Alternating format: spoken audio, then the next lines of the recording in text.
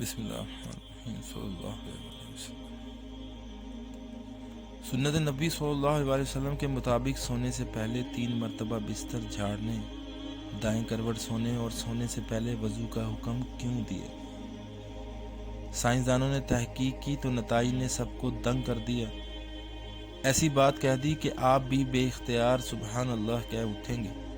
ہمارے پیارے نبی کریم صلی اللہ علیہ وسلم نے آج سے 1400 سال قبل جو سنت اختیار کی تھی اور ان پر عمل پیرا ہونے کا حکم دیا تھا، آج سائنس بھی ان احکامات کو مسلم تسلیم کر رہی ہے۔ نبی کریم صلی اللہ علیہ وسلم کے احکامات اور سنت سے یہ ثابت ہے کہ سونے سے قبل اپنے بستر کو 3 بار جھاڑ لینا چاہیے۔ بظاہر تو ایسا نظر آتا ہے کہ اس حکم کا مقصد بستر پر کیڑے مکوڑوں یا کسی اور نقصان دہ چیز سے صاف کرنا ہے، لیکن سائنسی تحقیق میں ایسا ہوش ربا انکشاف ہوا ہے کہ آپ بھی دنگ رہ جائیں گے۔ سائنس کے مطابق انسانی جسم میں میٹابولزم کا عمل 24 گھنٹے جاری رہتا ہے، جس کے باعث ہر پل سینکڑوں نئے سیل بنتے ہیں اور پرانے ٹوٹتے ہیں۔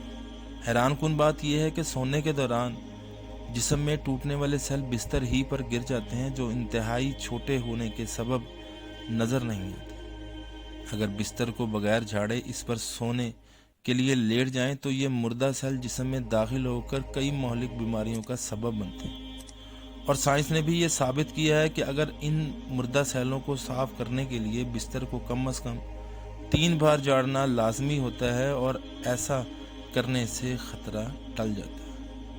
نبی کریم صلی اللہ علیہ وسلم نے سوتے ہوئے دائیں کروٹ پر لیٹنے کا حکم بھی دیا ہے، اور اس ضمن میں سائنس کا کہنا ہے کہ ایسا کرنے سے دل پر دباؤ بہت کم ہوتا ہے، جس کے باعث دل صحیح بہتر طریقے سے کام کرتا ہے، اور سونے کے دوران بھی پورے جسم کو خون کی سپلائی بہترین انداز میں ہوتی ہے، جبکہ دل کے دورے کے خطرات بھی کم ہو جاتے ہیں۔ اس کے علاوہ دائیں کروٹ پر سونے سے معدہ بھی اوپر کی جانب ہوتا ہے، اور اسے رات میں کھائی جانے والی غذا کو ہضم کرنے میں آسانی ہوتی ہے۔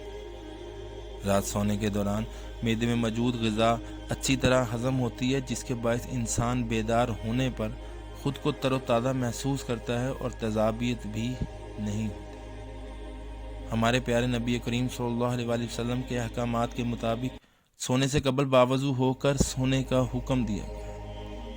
عشاء کی نماز سے قبل دانتوں کو مسواک کرنے یا برش کرنے اور پھر باوضو حالت ہی میں سونے کا حکم موجود ہے۔